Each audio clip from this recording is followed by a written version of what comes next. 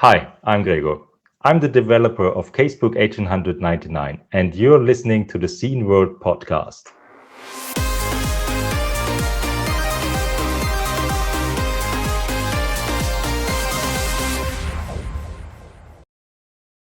Hello, welcome to the Scene World podcast. Hello, hi. Dennis and Jörg in the house. We are here for you.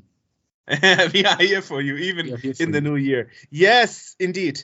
In a minute, I will talk to Julia Minamata, the creator of the upcoming EGA graphic adventure, The Crimson Diamond, which is actually in the style of the original EGA adventures from Sierra from the 80s. And that's pretty neat. And the first chapter can actually already be played on Steam. And as she says in the interview, she plans to finish the game this year. But before we go to that, we have some news, some retro news. And that is what we are here for. For example, the professional NASCAR race driver, Ross Chastain, actually did a move in a recent race last year where he, slided along the the rail of the course with his car after bumping into it to gain speed, momentum, and go to the first place. And he actually made a little interview where he said he learned that from NASCAR Racing 2005 on the PlayStation 2 when he was a kid. And we have a video of that that's coming from Twitter. And actually the move, it has been fossilized, so it's forbidden for future races. Because it's such But he survived, right? He survived. He survived, of course. No injuries. Okay, you know, those NASCAR racing cars are tough. That's fine. I'm not sure if as tough as Remote, but tough nevertheless. Yeah, I'm not such a pro regarding NASCAR, but I heard, Jörg, you are the fan of racing games. I'm the fan of racing games. Exactly. Yes. Yeah. Just like future racers, like Wipeout, probably, but not so much into cars. I'm more into spaceships. Oh, okay. So you are a Star Citizen fan as well? Yeah, I think so. I'm more the science fiction guy. The game that never finishes. I'm out of space always. Out of space always. I see. Yeah, and staying in the realm of scandals, perhaps, there's a new video from Slope's Game Room on YouTube. The Intellivision Amigo scandal / crowdfunding documentary going 4 hours. 4 hours of entertainment from the beginning to the, present, because the company is surprisingly still around. We are still waiting for the console, goddammit.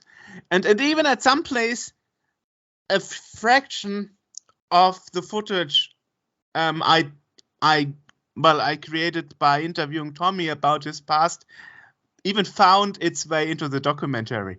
So they recognize Scene World. That's pretty nice. Yeah. We never lose hope.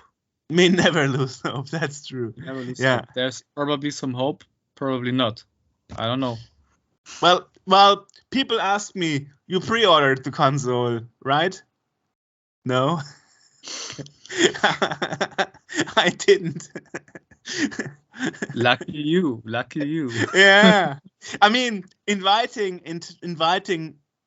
Intellivision workers to the podcast or to Gamescom Retro Panel doesn't automatically mean that I believe the console will see the day of life. So I was a bit skeptical, to be honest. Yeah. Anyway, we'll see. Maybe it will be a surprise in the next 25 years or so. Then the joke is on me. Yeah. We'll see. We'll see. Yeah. Well, not losing hope. After over a year, Strictly Limited actually delivered the Terrakin Ultra Collection Edition that I ordered for the Switch. There's also a version for the PS4, but since I have no PS4, I ordered the Switch version. And the trick is to email the customer support to make a split order to ship the figurine that is still in production and delayed at a later point, free of shipping. So with that email that I want a split of my order, I got the game and everything else, soundtrack and so on, in the special case earlier, instead of waiting a few months down the road until the figurine is actually the action figure, or I don't know. I don't know if it's an action figure. Probably not an action figure. Probably if just a figurine is finished. Yeah. Well, so that's quite nice. So I know what I will do on the weekend. I will definitely play the collection and play some Terrakin. It's a nice collection, and I think Strictly Limited always delivers in the end. Probably takes longer in some projects, but I think they deliver. I mean, signature edition and a limited run, their two competitors, are not faster. Yeah. But indeed. as I hinted with the vintage, the modern vintage gamer in that interview, the difference is the way they ship and the way they package. I mean, there is a letter enclosed, and of course the letter has pig ears. Oh. Yeah, of course. Yeah, I don't know what they do with their shipping. I don't know. I mean, I mentioned it in the vintage, in the modern vintage gamer interview, the special edition uncut releases from Terrakin 1 and 2 for the Super Nintendo. They both arrived with the package being in bubble wrap and being dented. Oh. Inside the box without the outer box being damaged, despite being in bubble wrap. So it must be something they do after production or during production that is damaging or packaging it wrong. I don't know. But whatever they are doing, it's not good. Yeah. Anyway, I know you can't say anything about that, but well, I also ordered your one of your albums for the Mega Drive. Okay. That Which one? For the Mega Drive. Okay. Yeah, the one that was out of print from your Bandcamp. Yes. And well, it has an air bubble in the label area. It's such I don't know. It's such a weird thing, you know. And I mean, of course, I know Watermelon Games is a bad example because we know Quenelle is like 100%. Everything is like finger licked. Yeah. But at least put some attention how you wrap it or ship it. And it's just inside Germany. So I don't want to know how it ends up when it's being shipped abroad. Anyway. Yeah. The other news that happened is a MemTest 86 Plus, the famous MemTest program, the number one from the 90s, received a second update, and the first update of this year, now being able to handle UEFI secure boot signing. Wow. So also called headless EFI, and now that means you don't have to disable secure boot in your UEFI if you want to use MemTest and boot that. That's pretty nifty. So kudos to that guy who, obviously from France, if I'm not mistaken, who updates his software over 30 years. Amazing. Nice. Yeah. I mean, I still remember this tool from the DOS times as a kid, you know. Your computer is crashing, run MemTest and see if one of them RAM sticks is broken, you know. memory sticks is broken. So Nice memories of memtest. Wow. yeah, memtest. Yeah. Yeah. So in the newest version is called memtest 86 plus version 6.10. Nice, right? Okay. Yeah. Well, last not but least, we have some beautiful news, and that is the former PR responsible person of Dedelic Entertainment, Sandra Friedrichs, is actually in the finals of Miss Germany. Wow. Yeah. And in a Nice. few days, it can actually be seen live via Twitch. Well, obviously in German, but we will link to that anyway. I think she got my vote. Yeah? Yeah. Yeah. I will vote for her. Yeah. Nice. Yeah, we wish her good luck and much success. Well, in the final means there are 9 others that compete against her, so she has a good chance to win. Yeah. We'll see. Amazing. And that would be all my news. All right. All 5 of them. Yeah. Cool. Yeah. So we proceed to our interview guests. Should be very interesting today. Yes. I mean, she is working since 14 years on that game. Wow. I would be totally devastated if my project took that long, but Indeed. other people have patience. Indeed. Wow, 14 years. That's quite long. I mean, you could do something like that. The never-ending album, always in production. I did a thing like this, releasing tracks for every week from 2011 until 2017. That 6 years, but after 6 years, I was pretty much done with it, and I can't imagine doing stuff similar like this anymore. So it's pretty exhausting. I think projects should be finished much faster, but that's just my opinion. I mean, or take another example. Jeroen's Tell Me More album. We are waiting for it since 8 years. Okay. Since he started the Indiegogo campaign, which was successful. If we ever will see the day of light with that, nobody knows. That's quite a long time. Yeah. Yeah, unfortunately. Yeah, well, so that's it. So enjoy. Exactly. Bye. Awesome. So today we have another guest as usual in our podcast, and today it's Julia Minamata, and you are actually known to be working on an EGA graphic text parser game, and it's called The Crimson Diamond, and that's super interesting because EGA. Before I saw the YouTube video of the speedrun of the Colonel Speed Quest, where you have been invited as an expert, I didn't even know that EGA games are still a thing.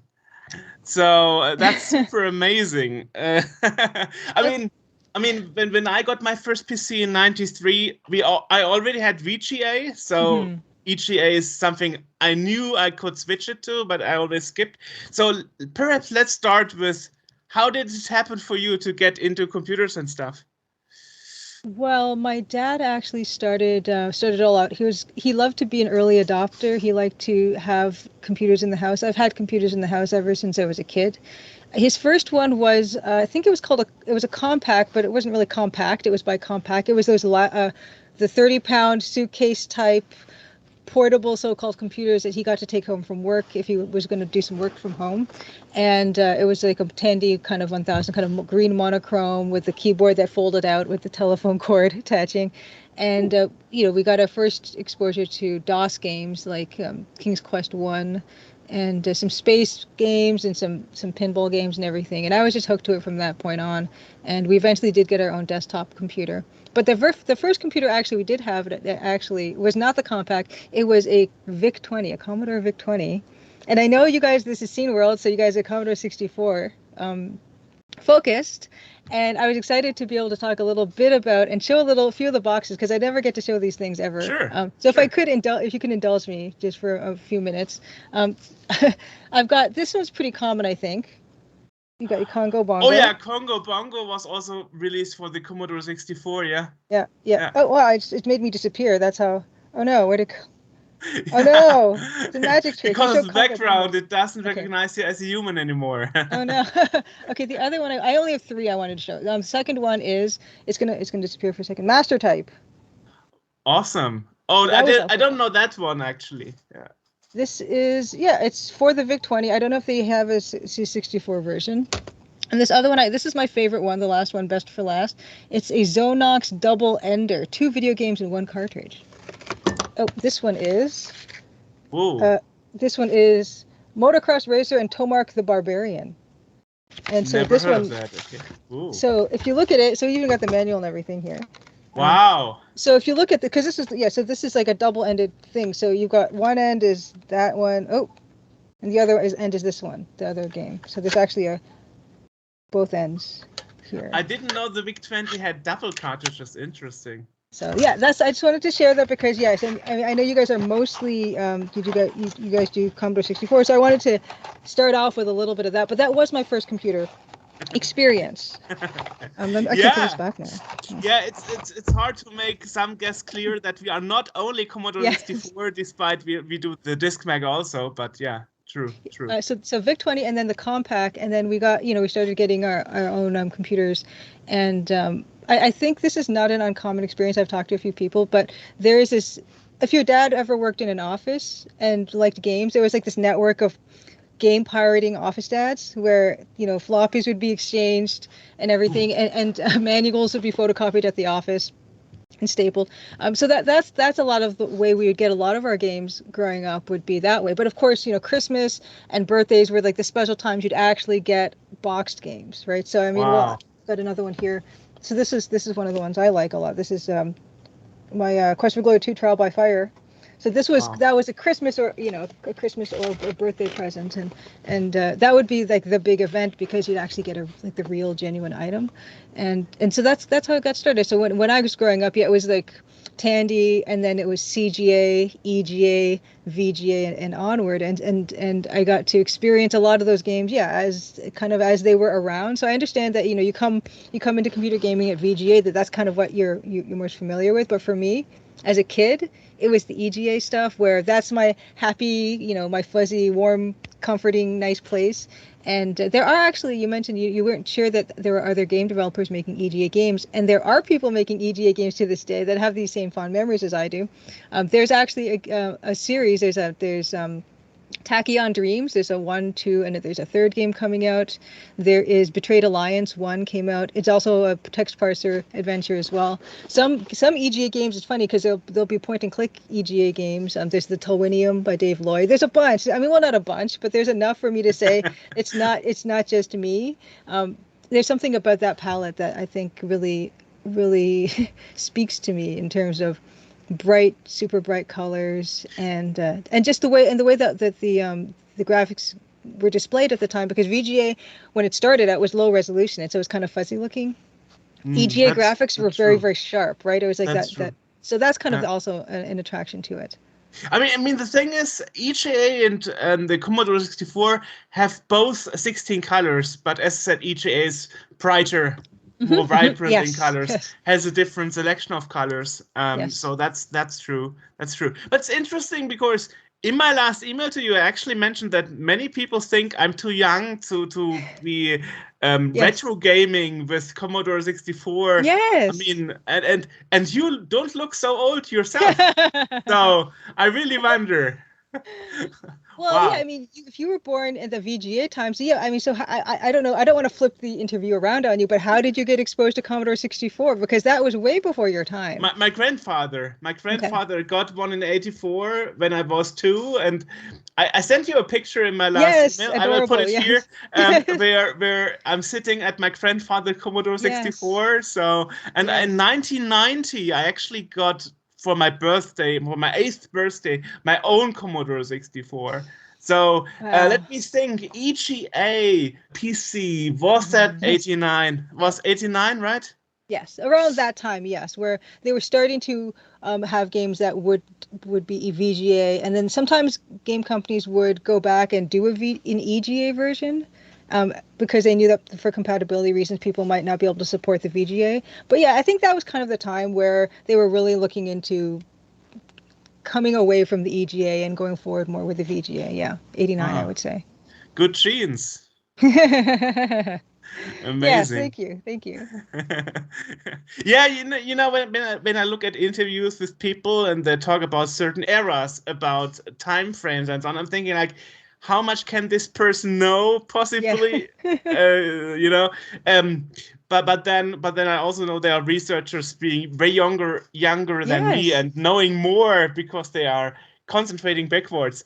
So it's interesting. So you started out with a VIC-20 and a PC at some point. Yes, yeah, later having on. the Later EGA. PC. Yes, Okay. yes, yeah, later on. But you didn't start with CGA, which was before that. Well, yeah, I mean, so when I consider like the first desktop PC we had was like Tandy, and then eventually, yeah, I probably like CGA or either that, or we had a computer that could run EGA. But I would play with the other graphics options at the time when you could play other things. But yeah, I mean, my first one was the green. The second one was like cyan, white, magenta. I mean, there was definitely a progression between those. So I do fondly remember a lot of CGA games back then. Not CGA, yeah. But CGA originally didn't have just those 4 colors you mentioned. It had more depending on how you connected your monitor. If you connected it right, you had much more colors. I think the 8-bit guy made once a video about that topic, that a lot of people didn't know that CGA is not always purple, magenta, Yes. whatever. Yes. So it really depends on how you connect your monitor and stuff. Yeah, and sometimes What it was a cables- setting in a program. I had a drawing program back then where that was CGA, but you could choose like different palettes. So you could have, so yeah, it was interesting because that was one of the few times I had seen being able to actually kind of almost, I don't know if you could toggle it on the fly, but yeah, you could choose between different 3 or 4 of those colors as you're drawing, but only, for like the whole thing, not just one little aspect of it. So developers who developed for CGA actually had to cover 2 palettes depending on what setting and cable you used for the monitor, I guess. It's an interesting challenge, I think, that we certainly don't have to consider anymore. But I really enjoy seeing older versions of games, even if they were VGA. I like to play them in EGA, so I do some streaming on Tuesdays, and I do art streams where I show how I'm making the game art for my game. But at the end, I've been playing these adventure games that I never played back in the day, and some of them were originally VGA games, like Rise of the Dragon, and I like to play the EGA just to see how that works and how much work they had to do to port it back to that older to color setting. downscale it. Yes. Yeah. So I don't know. It's interesting because even when something was originally made in VGA, and I can pretty much say without bias that they did look better as in their original VGA, there's still this appeal to me where I want to see how that problem got solved visually with the fewer colors, and so that's what I've been doing. Yeah. Well, I mean, you have this problem a lot in the home computer field, or early consoles as well. And here's the thing. Well, I got to know you from that speedrun video about the Connell's Bequest, but I've read that originally you made this game out of a necessity because in 2007 you finished your art studies and then you were jobless and you decided to, I do something, I make graphics in EGA, and then I read because you wanted to make the character sprites animated, it suddenly turned out into an adventure game. Is that a good recollection of what happened? That's a pretty good recollection, I would say. There's a little bit of adjustment, but mostly right. So I did graduate from art college. So I have a degree in illustration, But when I graduated, I decided I wanted to be a freelance illustrator, and I tried to become a freelance illustrator, make a career as a freelance illustrator. And I said, I'm going to give myself 10 years to do this and figure this all out. And so I wasn't really, I mean, I was technically jobless because I was self-employed. I guess it's like the same thing. So I was self-employed as a freelance illustrator for 10 or so years, and working for magazines and newspapers, getting published stuff out there and things. But graduating in around 2007 2008, it was a recession in the US and Canada, and a lot of my work and a lot of my clients are American, so a lot of those magazines and everything, and even still, I mean, we see even that today where this difficulty for print publications, and even nowadays like electronic publications, there seems to be a lot of turmoil surrounding these industries, and I think that recession in 2007 2008 really kicked that off. So I kind of feel like my timing wasn't very good upon graduating, trying to make a career in illustration, really. So I was trying, and I was not able to get enough work and fill in my time so much. So I started looking back into computer games and that kind of art. Because around that time, when I would say, yeah, in that time between 2007 and maybe like 2018, I was, trying to work, but then also what was happening is there was, stuff like Steam started to become a real big thing, and indie computer games and indie adventure games, and YouTube and watching people let's play adventure games, and so I'm discovering all these new games that were new and were made by small teams or made by one or two people, and that started to kind of plant the seed in my head of, maybe that's something I can explore or see, because I could see these other people doing it and they were doing a really good job. So that part, and so I figured it's not even like I was consciously trying to make a game, as you said. I was trying to just make some characters, make some art, and then eventually it was like, I want to learn how to animate this character, and I want to learn how to connect my rooms together so they form a house, and eventually a story came up in my mind about what I was going to do, and eventually, in around 2017 2018, I submitted my game to something called Wordplay 2018, and here in Toronto, where I'm living, and it's a narrative game showcase, and I got in, and it's usually it's a very competitive thing to get into, and I hadn't thought I would. I just wanted to try, and that made me really have to focus on creating like something to show publicly to people, which I hadn't had to consider at all. And at that time, so it gave me like a 2-week or 3-week window where I had to make sure I had something to show, like a demo and everything. And that's kind of where my first public showing of the game was. And I just got really good feedback from it, and it was super motivating. And from that time forward, I've been, putting more time into that until I'm pretty much exclusively trying to work either on my own game or intervening between 2018 and now. I've been doing contract work as well. I worked on something called Space Warlord Organ Trading Simulator that launched 2021 December. Also something called Witch Strandings. Those are both with Strange Scaffold. And I got to art direct a Playdate game. And so what I found is that none of that stuff was stuff I had planned on doing ever, but I got these wonderful opportunities through working on my own game. And it's been a super enriching experience in a way that my original plan of becoming a freelance illustrator it didn't have those same opportunities. And so that's kind of where I'm at now. I'm just right now trying to work on my game and hopefully launch it this year after all this time. I mean, you became a VIP in that industry, right? I did? I don't even know what that means. Interestingly, it appears you have been working on the game since 15 years, really? Yeah, you did really good research. Of course. I did the research before I emailed you. I'm a little scared about how much research you've done. Yes, indeed. Yeah, so I had an illustration blog where I was, showing my illustration work, and then it started to eventually become a game development blog. And yeah, you can see my very first posts of like rooms I was working on that blog. And yeah, they're like 2009 maybe, something maybe it's even earlier, something like that. So I was working on it bit by bit, and I would make a room and then tinker with it, leave it alone for a few months, get busy, come back to it when I wasn't busy, and I'd keep on doing that. And I realized that I'm actually I'm getting less and less busy over time with illustration. And so I can put more and more time into this. And actually, maybe I should gain some momentum while I'm working on this instead of just leaving it and then forget where I left off and coming back to it and trying to reorient myself in the project. So I said after 2018, when like this was fall 2018, and when I showed the game, I thought, I'm going to focus on this and try to do this. So I got a website, and I started, being on Twitter more and Facebook group, things like that. In 2019, it's actually funny that this is actually good timing because so 2019 spring, there's something called the Ubisoft Indie Series in Toronto. And it's this thing where you have 10 finalist studios and you're all competing for like $50,000 or something like that.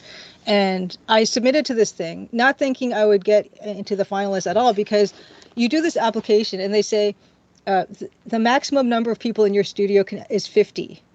So I'm thinking I'm at a completely different scale than these people because I'm just one person, except for the music. I'm the only person working on this. So I applied because I said, what the heck, I'm just going to apply. And so I did get to be one of the finalists, which was shocking. But it was another experience of, people actually are responding really well to what I'm making, which was also super encouraging.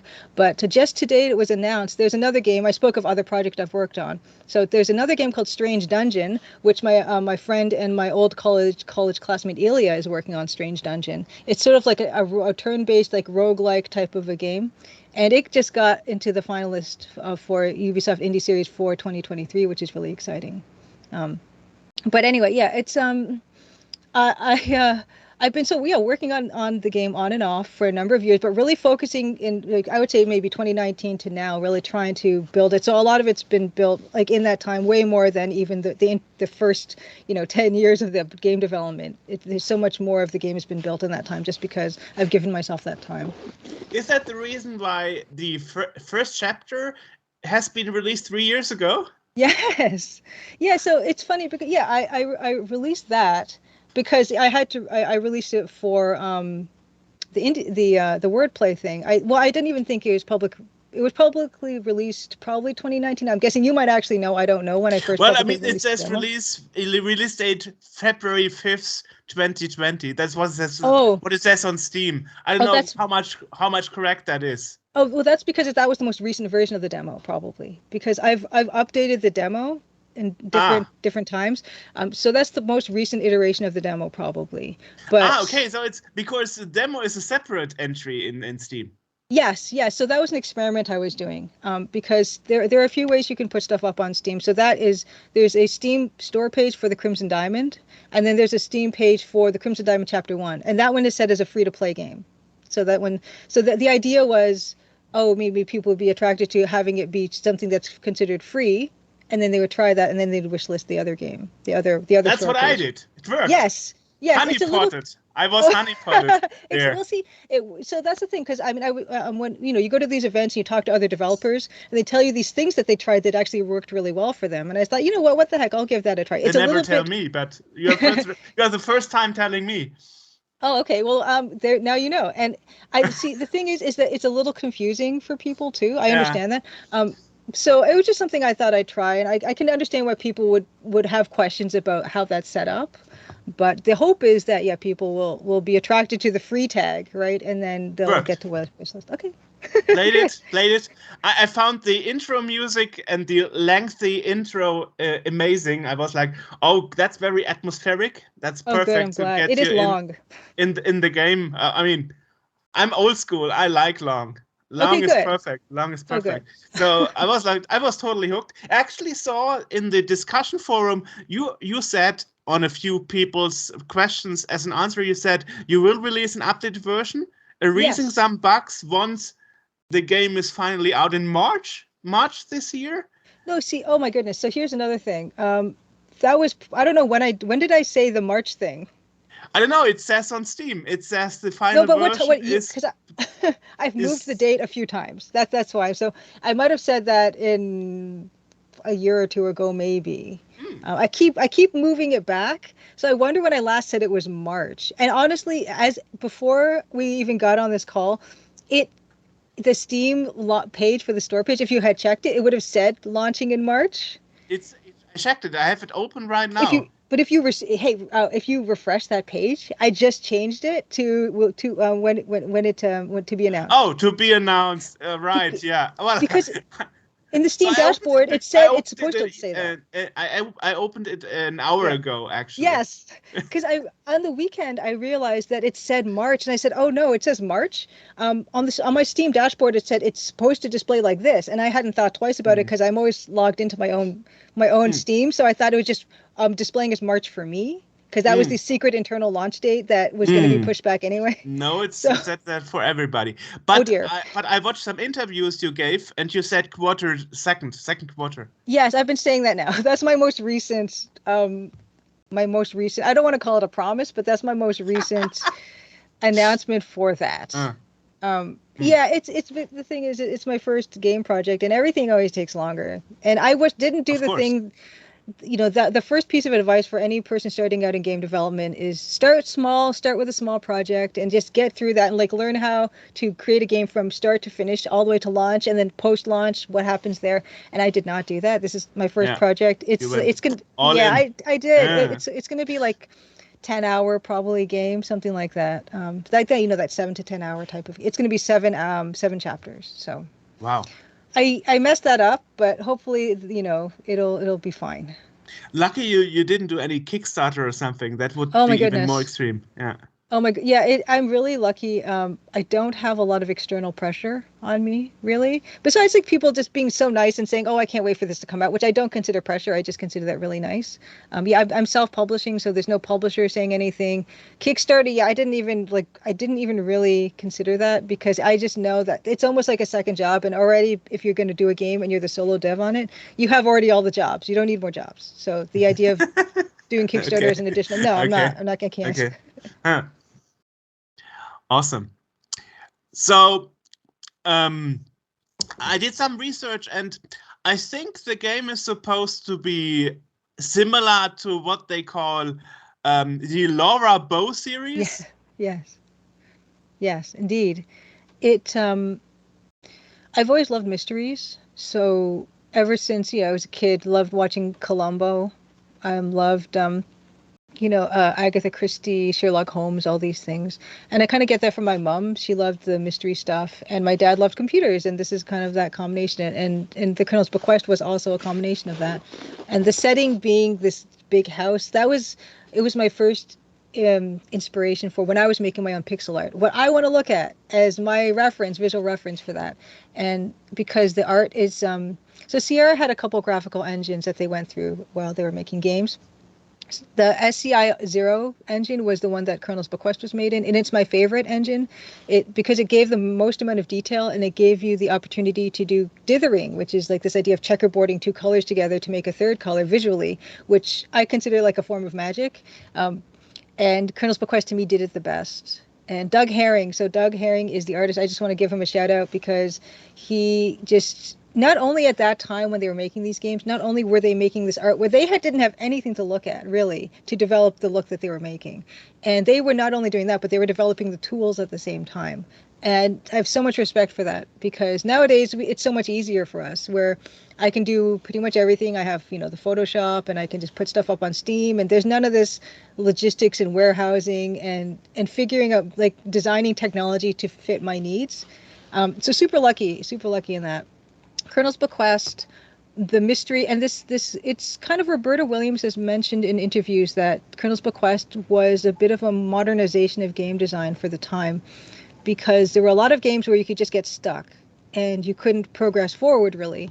And the Colonel's Bequest was different because you could wander through the house and just walk into these events, advance the clock time, the game progression, and get an ending, even though it might not necessarily be the ideal ending or the happiest ending, you can get to it. Well, I mean, Sierra especially was known to have adventure games where if you miss a key or a special action, you land on a dead end. So especially Sierra was known for that. Especially, yes. So the fact that Colonel's Bequest didn't, I mean, there might be examples where you that can happen. The fact that they were trying to design it in a way that it wouldn't do that, I think is really great. And it's something I'm taking into mind in my game as well, where you should be able to kind of walk through the game. I have a notebook function in my game to make things a little bit easier too. So to keep Saw track that. of Yeah. what your objective is, so you just know. And sometimes people go off, and if they come back to a game after a few weeks and don't know what they're supposed to do, and that's that can be a barrier for continuing on something. You even have two separate kinds of inventories. Yeah. Text and picture driven. I was like, oh my God. Okay. Yes. Yeah. That was a suggestion. I think it was a suggestion because a lot of the EGA games at the time, they didn't have that graphical inventory system. But I love a graphical inventory system. I am an artist first, so the idea of making the icons for everything was really appealing to me. And I like having the option. So not only is there an option for doing a text-based list of the inventory items, as they had in those EGA games, but there's also the option for movement. You can use the mouse to click. You can use typical Sierra tap to move a movement option, or you can press and hold the arrow keys for movement as well. I wanted to make the options because I wanted to give people as much of an opportunity to explore the game and enjoy it. If they remember this type of game, they'll want maybe the Sierra tap to move. Maybe they're going to want the text inventory.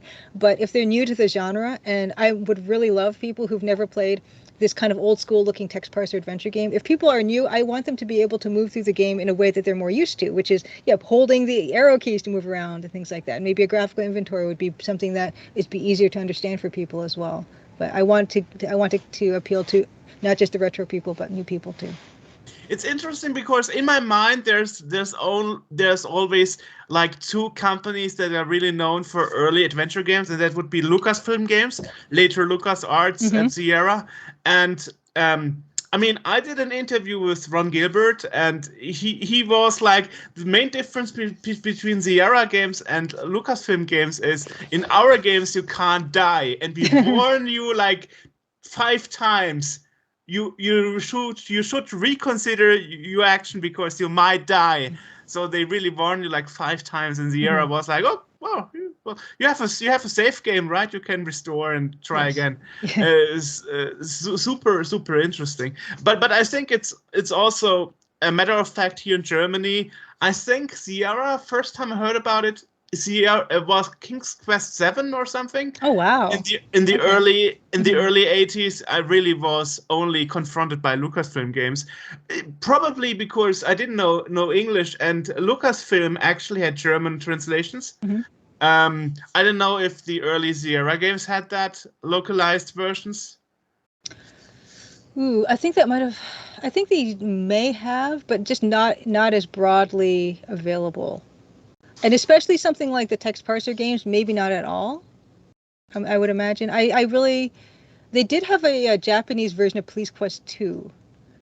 But so I mean, I guess it did happen, but I don't know if that was even a text. That was a text parser game in North America, but I don't know if it was a text parser game in Japan. I've seen screenshots of it, and it's incredible looking, but I don't know if I saw like a text input box or anything like that. Yeah, I'm not 100% sure, but I mean, pretty much. I've heard that in Europe, the LucasArts games were definitely more prevalent because they took the time to do the localization. So I would guess that yes, Sierra just wasn't as big on it at the time. That's probably true. Yeah, I mean, at least for me. Now the thing is, I think you mentioned the graphic artist of the Connell's Bequest, Yes. and I think in one interview you said you actually met him and showed him your graphics, and he mistakenly thought it's something he drew and forgot about it back in the day, right? Yes, yeah, that was wonderful. So, it was amazing to meet him. I never thought in a million years I would ever meet him, for sure. And when people see my game and they think that it's the Colonel's Bequest, I think that's great. I know enough when I can look at my graphics and just to compare them one for one that they do look similar, the style, but the actual drawings, it's not traced or anything like that. It's not copy pasted or anything like that.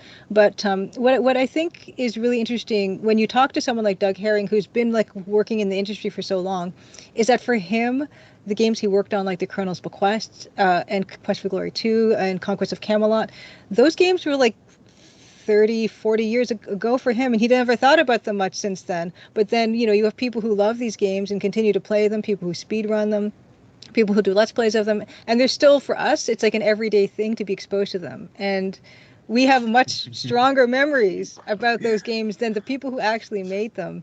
And so for him to say that he looked at it and for a second thought it's something he had done is like the highest compliment I could possibly have received. Awesome. So that means you are done. Once this game is out, you have reached everything in life you ever wanted. at least when it comes to art. The thing, I love the SCI Zero. I think it's my favorite engine graphical style, but I do love AGI as well. Like the earlier Sierra games, so the King's Quest 3, Gold Rush. I love that look too, and I would like to do as a challenge for myself. Either just do some screenshot looking images for something like that, or a short game project. I mentioned, I love the CGA, like that, the default CGA palette, I suppose we could say. There's 2 of them. I would love to do a little bit of that. Playdate was another thing where it was a black and white screen, so you got to work on black and white. There were a lot of interesting challenges. Like, Space Warlord Organ Trading Simulator was, just green and black, like the old handiwork, which was really kind of nice to do.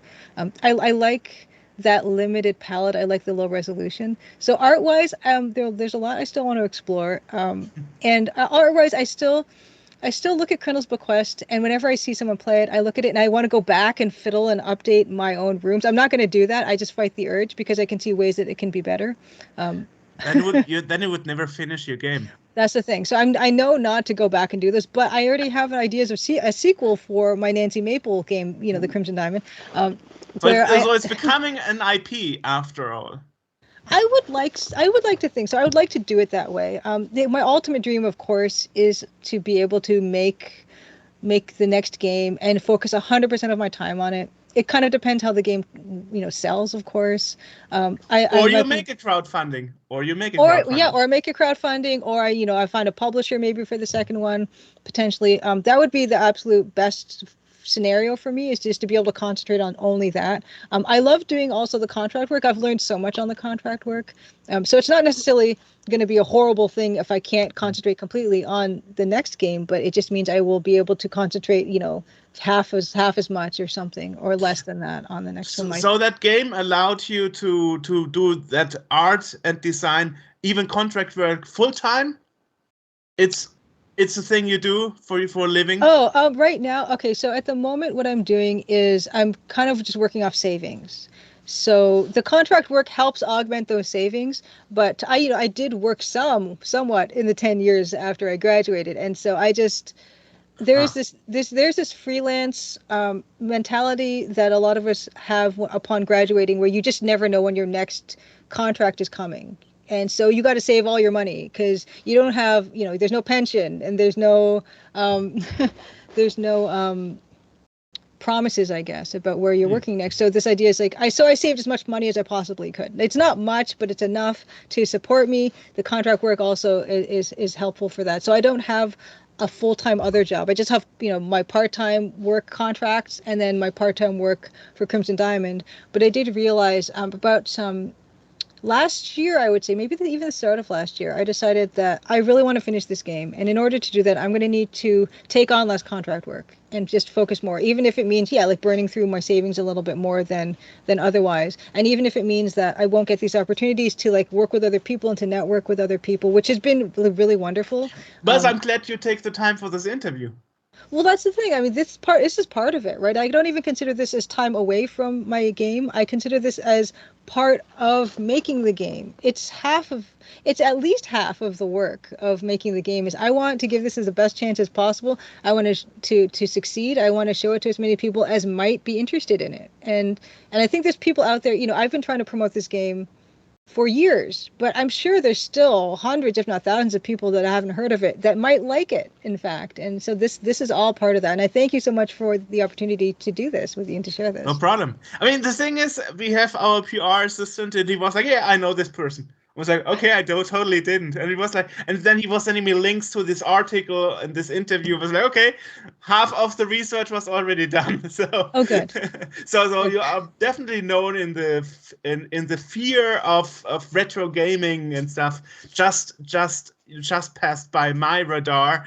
But then I wasn't really a PC gamer back in the 80s because I started with the Commodore 64. So that's probably why. Yeah. Yeah. No, that's really but good here's to the know. interesting thing. You mentioned you are doing everything except the music. Yes. And I saw system requirements, Windows 98. Yes.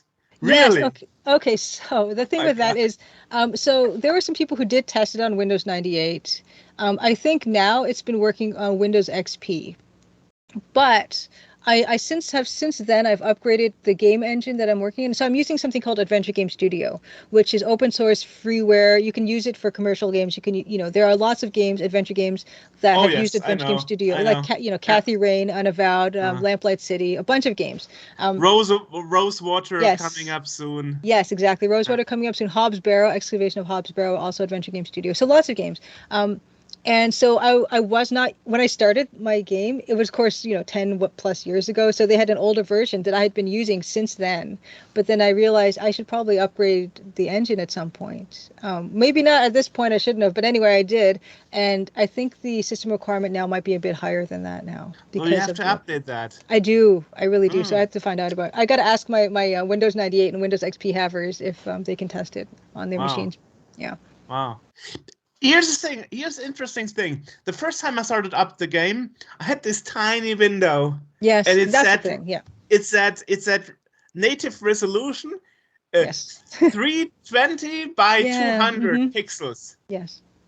Yeah, that issue. So that's an issue. Hopefully, that it will be overcome since upgrading to the new engine.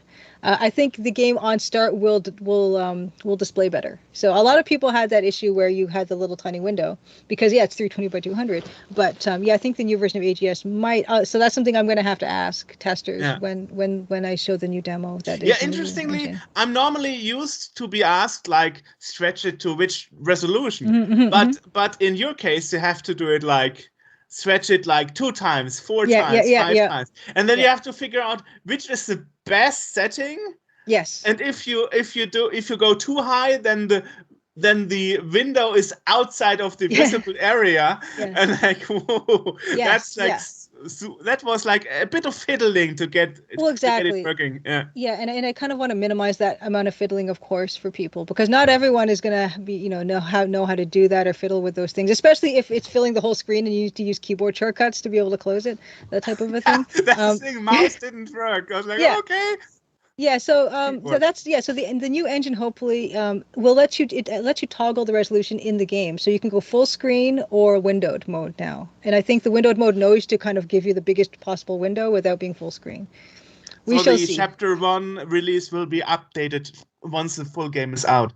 I'm hoping actually to update the demo even before then, potentially. But we'll see. You call it demo, I call it chapter 1. Yes. Exactly. It's the same thing. Chapter 1 is the demo, and demo is chapter 1. Yeah. Well, it's clever. So you get 2 audiences being interested in your game, and the people don't realize that the demo is actually chapter 1. It's actually the same thing. I hope people are not too annoyed by that, but it was just an experiment that I was doing. I'm fine. Okay. Good. I'm an IT guy with a degree. I can do a bit of fiddling and a bit of secretive work to find out how stuff works. It was interesting. It was a new experience because my first EGA game that I intentionally installed and wanted to play. Wow. Yeah. So that's the thing I'm curious about. And again, not to turn the interview around on you, is I'm very curious about how people approach this game when they've never, really grew up with this type of a game. So text parser, EGA, how does that make you feel? What was that? What was that experience like? Good question. Well, it's not 100% true because, of course, on the Commodore 64 you have a lot of text adventures. But since my first real adventure was Maniac Mansion, I really only thought text adventures were nice, but I never really played through much of them. So for me, EGA was just a thing on the PC that I switched to because I wanted to know how to make the game uglier as a kid. So and I only had one game that was EGA, and that was Duke Nukem, the shareware version. That Oh, was yes. only available in EGA, and Mhm. I didn't even know that it was EGA. I just found that out later, and then I mean, I never really thought about it as a kid, why it has less colors and why Right. it only has speaker sound and no ad lib. It's not something that really came to my mind. It's just something I figured out as an adult. I mean, here's the thing. As an adult, learning English and being fluent in it, I'm rediscovering a lot of games Mhm. like Turtles or Super Mario World on consoles. I'm like, wow, those games actually have a story, And Oh, sure. as a kid in Germany, I only knew, game over, continue, start. Yeah. Those 5 words, so you are able to start the game without help of my grandfather and stuff. Oh, sure. So for me this whole experience was like, okay, I have to type, I can't really click, but then I have the inventory where I can click. So I'm relearning adventure games when I started up your game. Okay. Was and then was like, okay, you can use the keyboard keys to walk around your character, right? Mhm. But you can't use WASD, Yes, of course you not. know. Yes. Uh-huh. No, uh, I completely understand that. That would be the first impulse of people that did not grow up with this, is to use those keys particularly. And of course, as a text parser adventure game, it's just simply not going to work that way. Yeah. yeah, because if you press those keys, the game will think you want to enter some text. Yes. So Yes, it of course. can't work. It Yeah. possibly can't work. So I had to rewire my brain a Oh, bit, sure. Oh, sure. But you have this wonderful tutorial I wanted to that, ask you about if you played the tutorial. yeah, of course. I mean, as a modern triple A gamer and also retro gamer, I know whenever there's a tutorial, never skip that, because it will haunt you back if you skip the tutorial. Yeah, I totally played that. Okay, Probably I forgot half of it already, but Mhm. never mind. I think I spent an hour with it and stuff to prepare for this interview. Oh, I wonderful. found it very, very atmospheric. Yeah, that's I'm glad. totally catching me. The thing is with Steam and such, I have like 5 point and click adventures that I'm playing simultaneously and didn't finish. So in my next holiday in March, I'm actually planning to at least finish 2 games, so I can work off my backload of games, If I may because it ask, disturbs me. what are they? Well,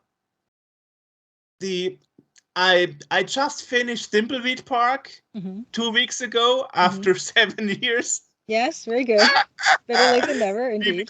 Because I was stuck with the game bug Mm-hmm. in the mansion, Mm-hmm. in the mansion somehow. Super weird. And then I also started liking Telltale games. Mm-hmm. So I got a key for Jurassic Park and Oh, wow. the Back to the Future game, which is Oh, supposed wow. to be the unreleased part 4 of the movie. Oh, my And that's goodness. why I was like, okay, you have to get it.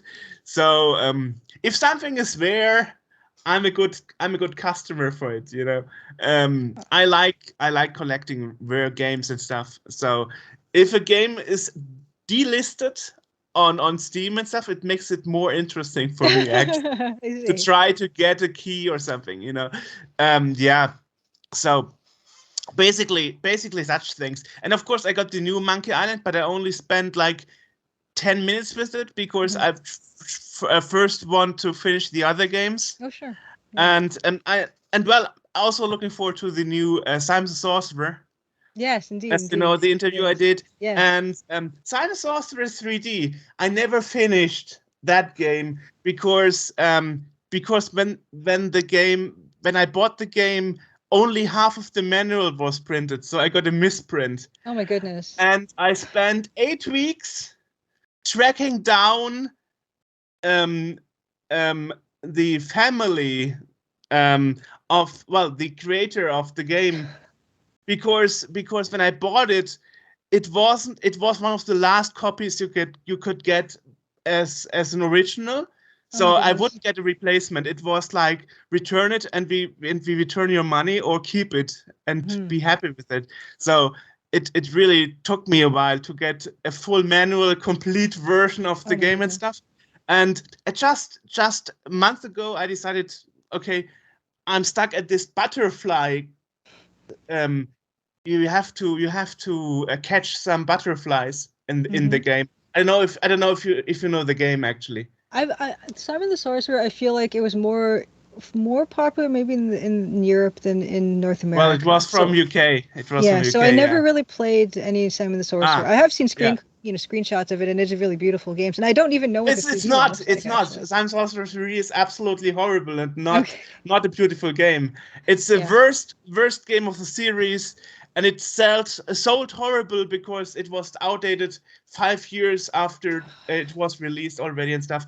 And I decided to get a save game and finish. And now I'm trying to finish the game. So I'm trying to catch up with my adventure games. And so I'm trying not to buy new games. But now there are so many new games coming out this year. I'm like, no, that's my problem. Speaking of ugly 3D games, that's the thing that when I was a kid, I was playing games, all the way EGA, VGA, Super VGA. But then there was a point where a lot of games started to become 3D, and the earliest 3D games really did not look very good at all. And that's where I kind of started to lose interest. And so there was a time in my life, probably from like between college and like just getting out of college, there was this time, right, to like late 90s to 2000s, whatever, that I was not really playing very many games because it was a combination of they didn't really look good. I am much more a fan of 2D games anyway than 3D games overall, but also they didn't play very well, and also my computer at the time, you needed a really powerful computer to run them smoothly, that type of a game, and we never really had a powerful computer. We never had like the top of the line computer in the house. Okay. So that kind of meant that there was a whole space in my life where I don't even think I was playing any like real actual computer games. But then from graduating 2007 2008, that's when you start getting indie. You get the YouTube where you can see the indie games and everything, people playing them, and this resurgence of the type of game I'm interested in playing, and then I guess the type of game that I'm interested in making.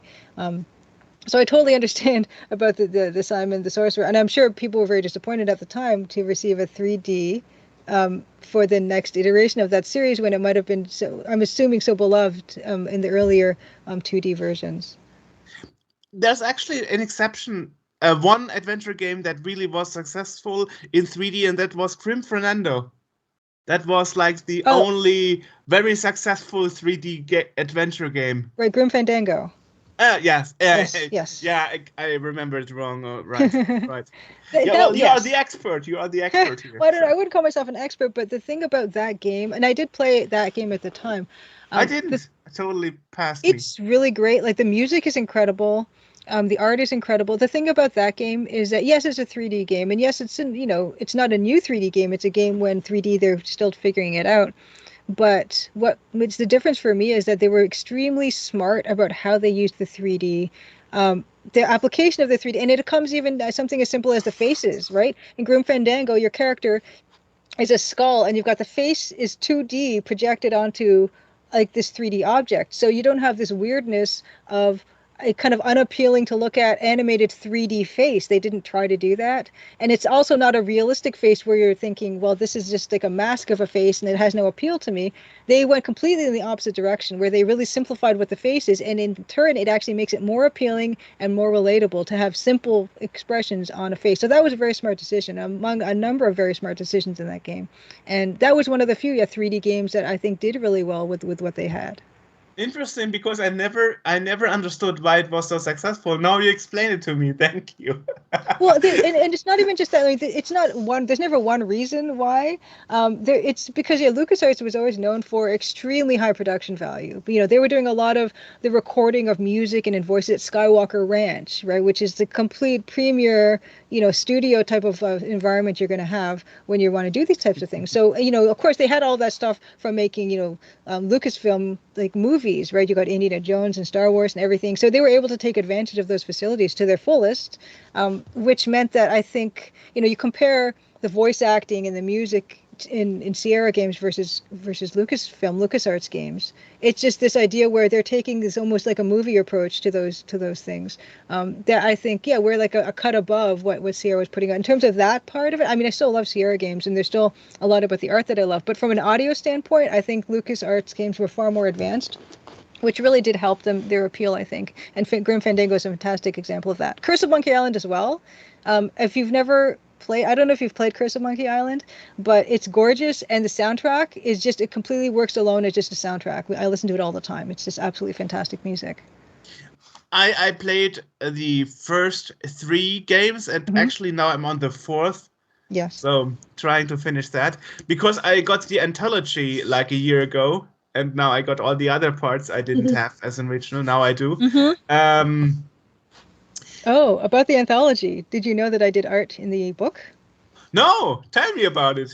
Okay, yeah. So that 30th anniversary anthology, Sierra Limited Run Games release, I did these EGA portraits of Ron Gilbert and Tim Schafer and all of like the interview sections of those things. There's this little EGA portraits, and I got to do those ones. So you have that as well. My musician I didn't even get to talk about, but Dan Polakar, who's a musician, like he worked with Brenda and John Romero for an Empire of Sin. They did like all that. Oh my God, don't they Quake? Wonderful people.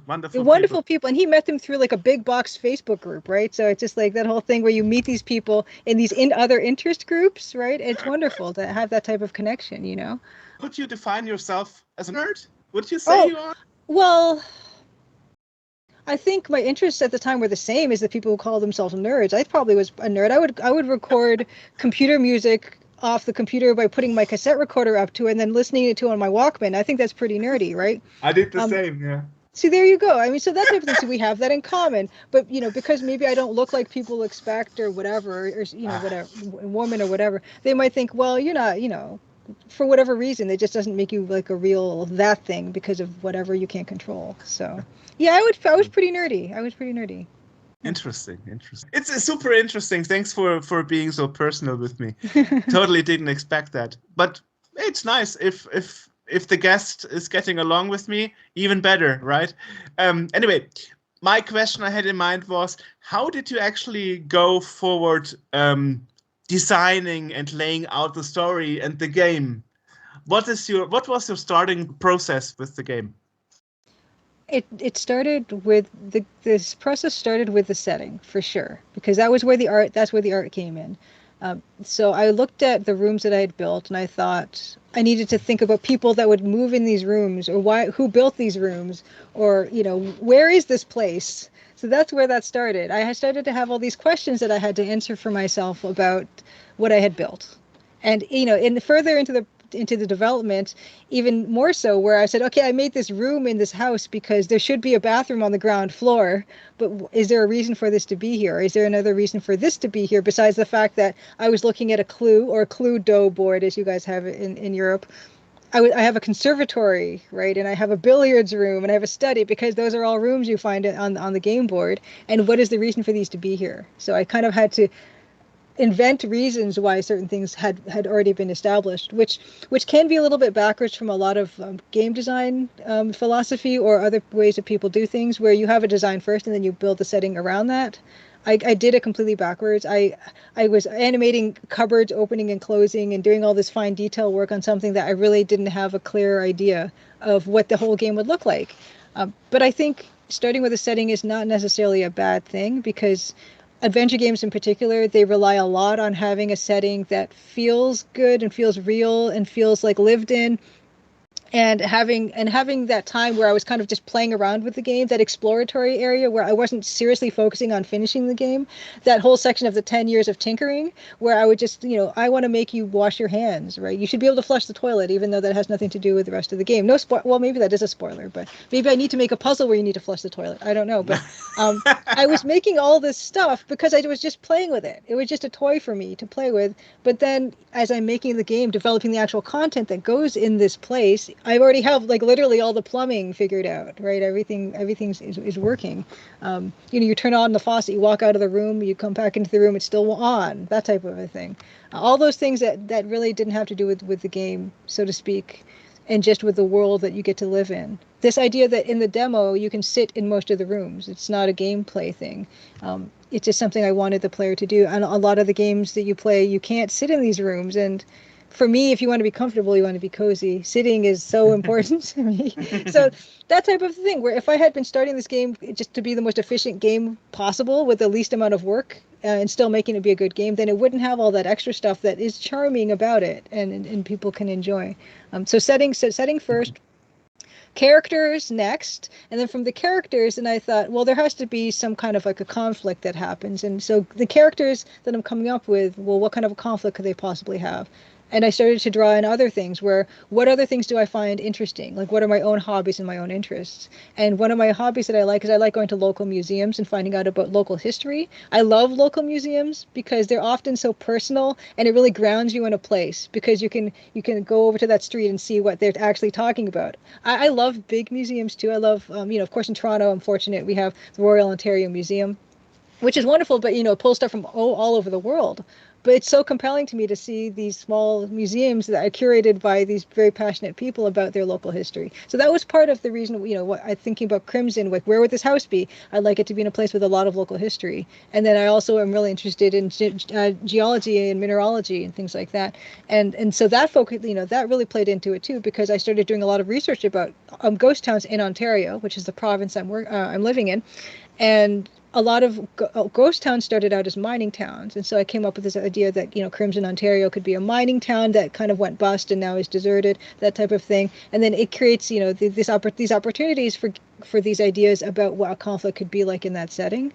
So that's kind of how it all started. And then, of course, from there, you think about, okay, well, what do I want the problems that the character needs to confront and what they need to overcome, and so what kind of puzzles can be in this game. I didn't make, there's no sliding tile puzzles. There's no actual like puzzles that hopefully are not gonna make sense. I wanted everything to be kind of logical about this is what she'd reasonably be expected to do in pursuit of what her goals might be. Some King Quest games and some other games had some riddles where the people are like, "What? How am I supposed to know that?" Yeah, I don't like that type of approach. I don't. I wanted it to be kind of as straightforward as possible because I know that for me, from my perspective, I might think it's straightforward, but if you're coming from this fresh, you might not see it as particularly straightforward. But as long as it does have a grounded logic to it, I'm hoping that people will be able to work through it. But yeah, that is why many adventure games have two modes: casual and classic adventure. Classic adventure. Yeah, I actually someone suggested that I should have an option where you can just disable the notebook. So at the start of the game, you couldn't have the notebook that's in my game that keeps track of your progress and gives you your objectives. Some people don't want that. So, totally fine. I could totally understand that too, of course. I don't know if I'm going to do it, but I think it's an interesting idea for sure because some people like how hard that is. And but I also wanted, to have appeal to people who want to just play it a bit, experience the story, and then move on without really getting into a lot of the dialogue because it's a text parser, so you can ask other characters questions, and you can have all these conversations with people, but it's not necessary. It's just good for extra detail of the story that might help you in the end to understand the whole thing that has just occurred over the player experience. But if you have to ask someone a certain question, I don't want players to be playing a guessing game about what do I have to say to somebody in order to progress. If there's an actual question, you explicitly will say in the notebook, ask so-and-so about this, right? And then that's what you'll know. I figured that, yeah. Well, actually, you could make it a seal of quality. Like, you thought Sierra games were hard? Mine is harder. Well, mine, I'm hoping it'll be easier. And we talked about LucasArts deaths versus Sierra deaths a little bit earlier on, and I actually kind of follow the LucasArts philosophy more in that respect, where there are a few deaths in my game so far, but you kind of have to work for them, and you get ample warning ahead of time. Although as I do get, as I get older, the Sierra approach is there's a lot of fun there, but as a kid, it was very scary and didn't encourage me to explore so much because I felt like I was being punished for exploring. Like I get eaten by a crocodile or I'd, fall into a river or something, which is another issue that I had with Colonel's Bequest overall in terms of game design, is you could randomly run into these encounters and accidentally progress the game when you're not ready to progress the game. And I actually prefer adventure games where you have more control over exploration and you're not going to accidentally progress the game until you're ready. And so one of the things that the notebook that it does that I try with it is to progress the game, it explicitly says, do this to progress the game. And anything else you do during that time in the game, it won't you don't have to worry. You can just try anything and you're not going to accidentally skip something that you might have wanted to see. So you don't have acts that automatically No. continue based on time and stuff. No, it's nothing like that. So the game will, there are different stages of the game in, different times of the night, but the game won't do that accidentally. Like you're not going to do that by accident by asking some question or stepping into a room at a certain time. It's not going to progress the game that way. Awesome. Wonderful. So let's talk a bit about the music. You said that's the only thing you don't do yourself. Yes. Everything else but the music. And honestly, I'm super jealous about developers like Lucas Pope who do the music as well, because it's just a one-stop shop. They do everything and there's so much talent there.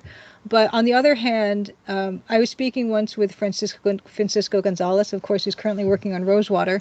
And he said it's actually really nice to have one aspect of the game that's not completely up to you, so that it keeps it kind of fresh and interesting and have someone else's perspective in that way.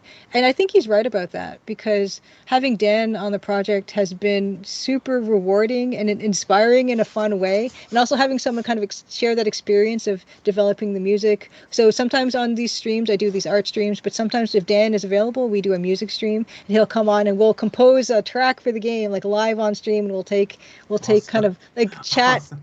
Chat like comments and like they'll make suggestions and we'll try some stuff out and we'll and actually one of the fun things about this is Dan is I call Dan the coolest nerd that I know, because he's both cooler than I am and he's nerdier than I am.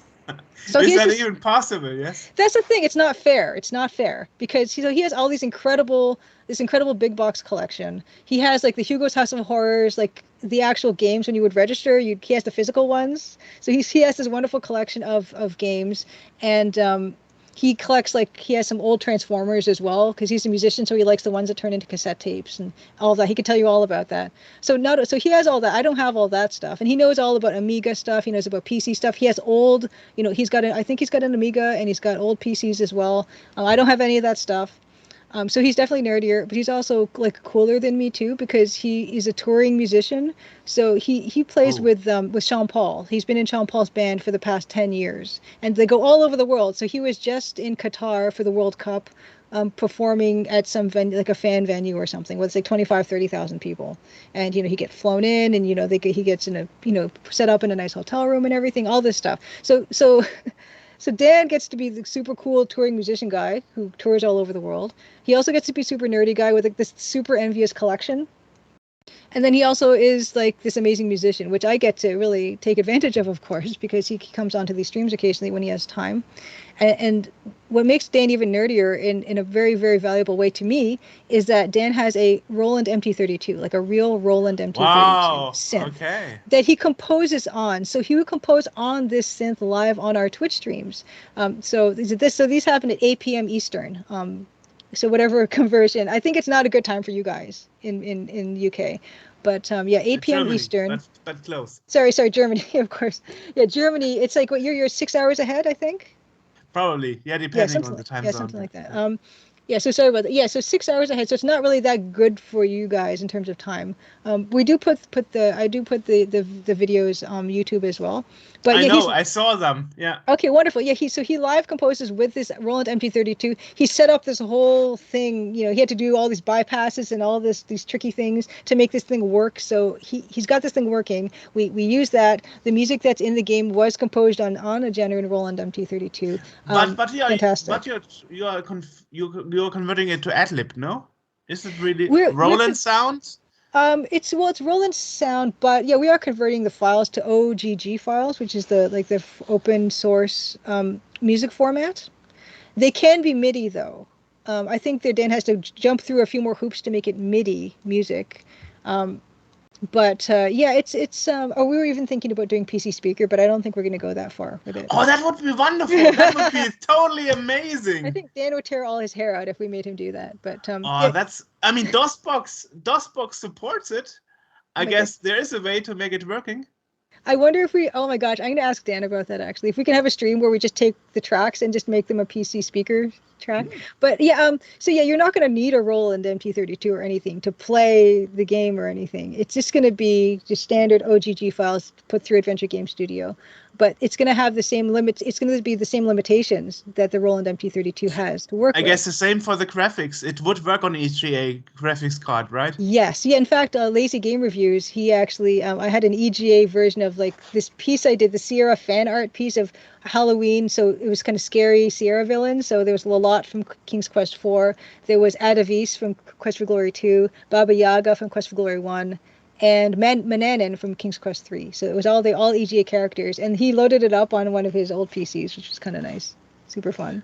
And it worked. It displayed correctly. It did work. It was actually like half resolution, I think. But yeah, it worked. Like the color, everything displayed really wonderfully. So yeah, it's a game that has the same EGA look as the old games. Has the same EGA, the sound associated with the EGA games as well. But so you're not faking it. It's really EGA with all the limitations. Yes, it's really EGA. So there's no like transparencies or anything. And the music, of course, will be playable by anybody, but it was made with those same limitations as I'm experiencing with making the EGA art. Yeah. I mean, hey, PC speaker. Why not? I mean, there are some really classic examples. I mean, Zack McCracken has an awesome PC speaker theme. If you ever listen to that, oh, definitely, super amazing. Yes. I actually did an interview with Rob Hubbard once, where he talked about the process of going from Roland to Adlib, Sound Blaster, speaker. Oh my goodness! All those. So the Roland was the top, and then he would convert it down to the next lower sound possibility and sound format, and then he would end up in the PC speaker, and that was the soundtrack of Ski or Die. Somebody on YouTube called it face melting. So yeah. I do have an affection for the PC speaker. I'm not gonna lie. It can get pretty annoying pretty quickly, but there is an affection there just because of that is the first sound I heard coming out of a computer for sure. Okay, interesting. Yeah. For me, it was the Commodore 64 with Space Taxi. Pad 1, please. Oh, stuff. Yeah. Yeah. Okay, I see. Yeah, but it's interesting. I mean, the more options you have for the game, I would definitely switch to PC speaker and see how it sounds like, Yeah, speaking of that, and speaking of just having an older PC experience, a lot of the games should be just playable with a keyboard only, even with the menus and things. So saving and loading and being able to scroll through the save game lists, you can do those all with the arrow keys. You can load by pressing the Enter key. So there are still options in the main menu where you might have to use the mouse, but for the most part, and this actually helps me with testing as well, most of it you don't have to touch the mouse at all. If you are so inclined, and I am actually that way as well. You don't have testers? Do you test it all yourself? No, I do have testers, but I only really give it to them at certain stages. So I don't have, it's not like daily or anything like that. What I do is there'll be a certain version that I'll come up with, and I'm actually in the midst of testing the first 5 chapters. Now that I've upgraded the engine, I'm testing the first 5 chapters on my own. Once that testing stage is complete, I will be sending it out to my testers so that they all have the same version that they can be working from. And then as they're kind of working through that and giving me feedback on that, I'll be starting on the last gameplay chapter, which will be chapter 6. And then chapter 7 is kind of like the branching ending debrief test of knowledge chapter, where the game will quiz you on how well you've understood what's going on and maybe subplots and things like that. Oh, so so the questionnaire is to understand how to make another game better, or? It's a more like how well did you understand the game, and based on how well you do on that little quiz, it'll give you like a good ending, kind of an okay ending, or a not so good ending. So the game does not really branch. The game only branches at the very end of the game, where it kind of gives you like the different paths that you would have go down if however much you learn from the game, because the notebook I mentioned, it tells you the very basic things to do to progress through the game, but there are all a bunch of other conversations that are in the game that you can miss if you don't, explore a lot or ask, or find these things out. And those conversations can give you more insight into characters' motivations and, other stuff that's going on.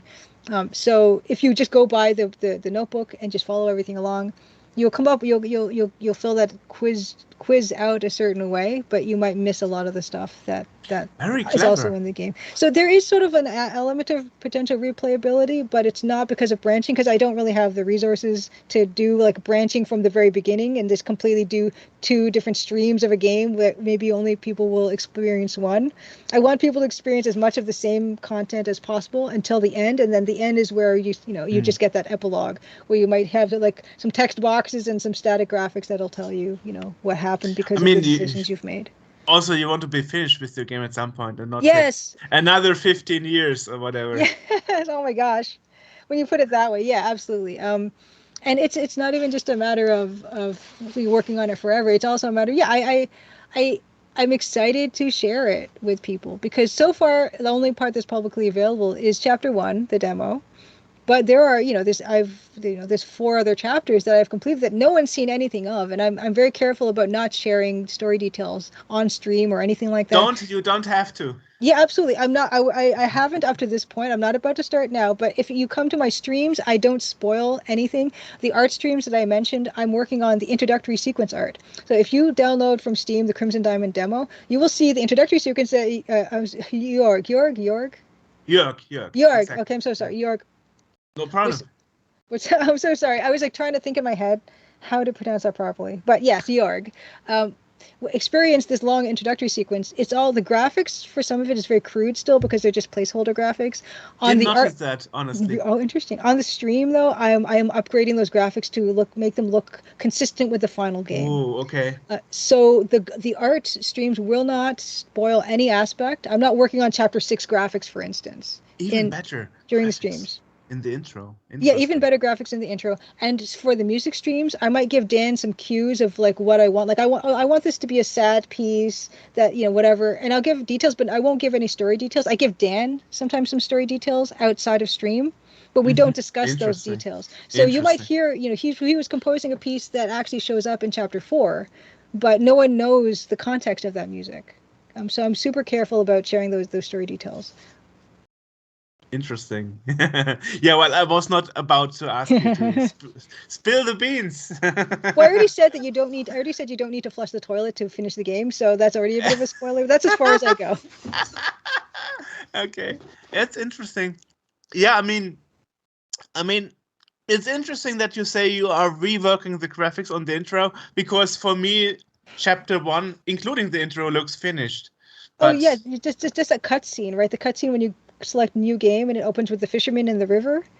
That whole sequence is the part I'm referring to, because some of that I just kind of put together just to get the sequence of events correct. And when Nancy's taking the train up to Crimson Diamond, Crimson Ontario, that whole part has some placeholder stuff. But the actual demo, when you start the game proper and you start in the beginning bedroom area, that stuff's all finished. Like that's all completely polished out. Except when I see Colonel's Bequest, and then I want to make my graphics better. How did you actually get up with the name of the character? I mean, Nancy Maple, that sounds a bit like this joke they did at The Simpsons, where they called Apple Maple. Apple Maple? Oh my gosh. Okay, so the name... with a lot of this stuff in terms of names, I named things in a way that I didn't think I'd stick with. So Nancy Maple was just a name I kind of came up with because I was just making my project and I wanted to call the character something. And Nancy Maple is a combination of Nancy Drew, who's another famous red-headed girl detective, and Miss Marple, who is of course, a famous Agatha Christie detective. Plus Marple, I made it to Maple because she's Canadian. That's all. That's all, as much thought as was given into that. I've just been running with it. Yeah, in fact, there are other characters. So there's a character called Nessa Crab. And Nessa Crab is named because I used to watch a lot of a YouTuber called Her Crabbiness. And that's where I learned a lot about adventure games that were being made nowadays. She did Let's Plays of all of Francisco's Ben Jordan series of games. And that's where I learned about Adventure Game Studio. And I learned about Francisco and his work. So that is very significant to me. So I asked Her Crabbiness if I could name a character after her. So I named Nessa Crab after this particular YouTuber. I mean, she's not, millions of subscriber YouTuber. It's just someone who's meaningful to me. And that's why she's named that. A lot of characters are like it in the game, actually. With not much thought about, I'm actually going to release something publicly that's going to have these like little fun Easter egg parts. So it's names of people you know from different places. Yeah, not even people that I know personally. It's just people that I find significant in terms of, for me, the inspiration to do an adventure game or text parser, particularly adventure game, or someone, who like they put something out that inspired me to make what I'm doing. Another one that's in there is Corvus Shaw is a character in the game, and that character is named after Yahtzee Croshaw. And I don't know Yahtzee Croshaw personally or anything, but he made an AGS Adventure Game Studio series called the Chizo Mythos. He made like 4, 5, 6 games that were point-and-click adventure games, and he was another example of someone that, oh my gosh, so this guy, he just made this all by himself. And these are great games, and it's possible to do this, and that's very meaningful to me, and that's why I called the character that. I didn't even really ask him, so I hope whoever's listening, if he has a problem with this, I will of course change the name. I have no problem with doing that, but it's just something that, again, is personally meaningful to me because of that inspiration. Do you really want to change names in the game after it's released? That reminds me of Duke Nukem, which was actually first called Duke Nukem, but many people don't know that. So, oh really? Why was he called that? I don't know the story, but I think I read somewhere that they had like a trademark infringement problem. So they had to change the character. So the first version of the game actually has a different name than the following versions of the game. Well, I would prefer if I needed to change the name if that happened pre-release, but if it had to happen post-release, I'm also totally fine with it. It's just like a find and replace type of experience. And it's not his exact name. It's just like Corvus means crow, and Croshaw, Corvus Shaw. I made the name, so it's not like, I don't think it would be a big deal. But of course, if he has a problem with it, I'm more than happy to change it. Absolutely. It's interesting that you worry about such things. Well, of course, I can understand maybe like why people would want or not want to have certain things be that way. There's actually, that kind of ties into a story about the original music I was using for the game as placeholder music, and so these names were kind of considered for me placeholder names until I could come up with other names, but I'm just going with them until someone says that you can't. But I had this whole set of like 6 hours worth of Canadian folk tunes in MIDI format called the Great Canadian Tune Book, and I was originally just going to use that music for my game because I thought, great, this is perfect, it's Canadian folk tunes, my game is set in Canada, like in like kind of a folk tune type of very appropriate sound, would be a very appropriate sound for it. I'll just use this stuff. But I saw that there was a credit to who made this stuff, which is a man called Barry Taylor, and I think he's set out in British Columbia, or last anyone checked, maybe even Victoria, British Columbia or something. And I tried tracking this guy down to ask him, can I use your music for my game? And I cannot find this guy anywhere.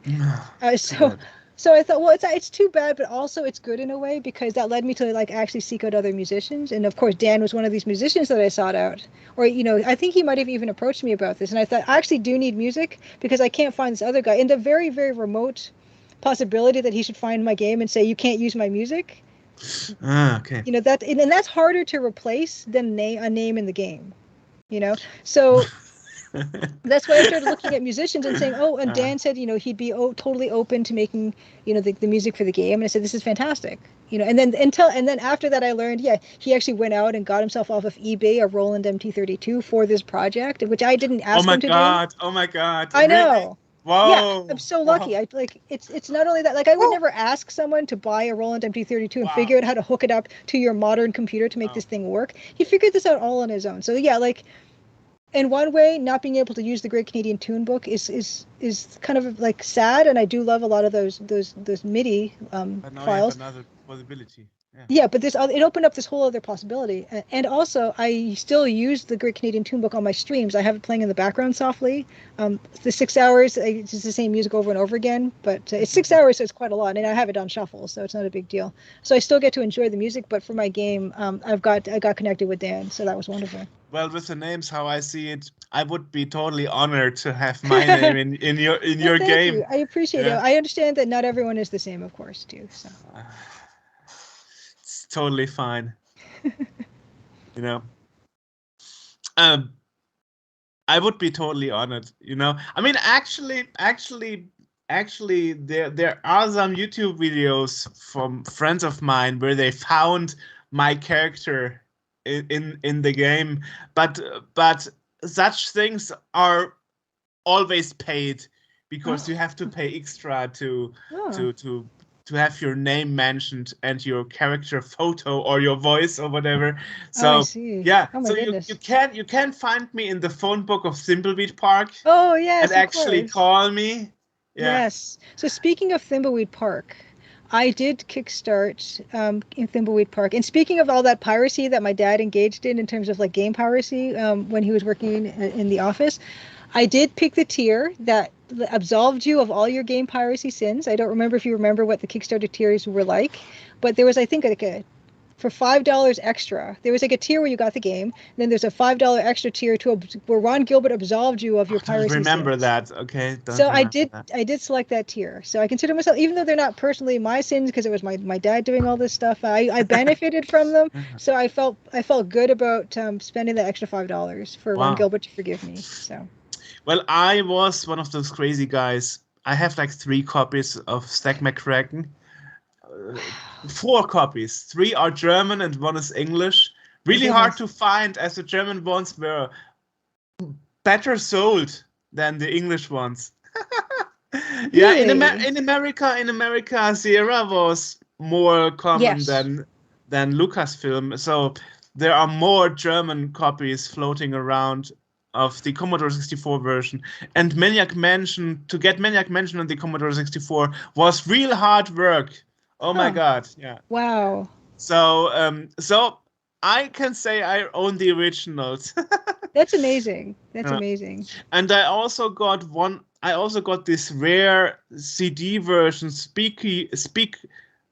how you call it? They call it speaker version? No, speaky version? Speech version? Of Loom. Ooh. That's also pretty rare. With Commodore 64? No, that was PC. Okay, PC. Okay, right. The Loom. There was a talkie version. Talkie version. Yeah. So, and I just as you mentioned, limited run games. Yes. I just found out yesterday that they now make a rerun of this very rare talkie version of Loom on DVD. They are including the EGA version in that limited run games release of Loom. I saw that. Yeah. Yeah. And I was thinking, like, should I really get it because I have this rare talkie version on CD already? I got it like 13 years ago, and I got it like for 80 euros, and I looked it up last year. It was like 600. I was like, oh my god, good that I got it 13 years ago. Now it's unaffordable. It's incredible how much those games are costing nowadays. I will say that out of any of the limited run editions, the Loom one has got me the most tempted. Really? Because the thing about LucasArts games is they have a lot of those games commercially available, but they do not have the EGA version commercially available. That includes, Indiana Jones and the Last Crusade. They have a VGA version available, but they don't have the EGA version available. That is also, I believe, Zach McCracken. Potentially, they don't have the EGA version available. Possibly even Maniac Mansion. I'm not 100% sure on that one. But Loom especially is really hard to find legitimately in EGA version. And I don't know, did I already mention this? It's been a while today, and I have a bad memory. But did we talk about how on my art streams I also do Let's Plays of adventure games? One of the first things you mentioned. Okay, yes, right. That you look and you are interested to see how they solve this issue. Yes, exactly. So I try in every adventure game that I play. So far I've only played EGA adventure games. Even something like Cruise for a Corpse, which I recently finished, they had, they had Amiga version, they had a VGA version, I think. But I played the EGA version, which is also very hard to find. And I've played, Indiana Jones and the Last Crusade and EGA, very hard to find. But to kind of absolve myself of finding that elsewhere, I did buy the GOG version of Last Crusade in VGA. So I feel like it's within my rights to access the EGA version of that game to play it, because it's not easily available otherwise. Like I couldn't buy it if I wanted to. So I did buy the other version. With Loom is another one where you can't buy Loom EGA version, but that's the one I'm most interested in because it's the color. So you will pre-order it? I don't know. I'm having a tough time with it. I was not planning on playing Loom on my stream really. I've been trying to play games from studios that I didn't really play back when I was growing up. So I've played my one LucasArts game I've played on my stream was Indiana Jones and the Last Crusade.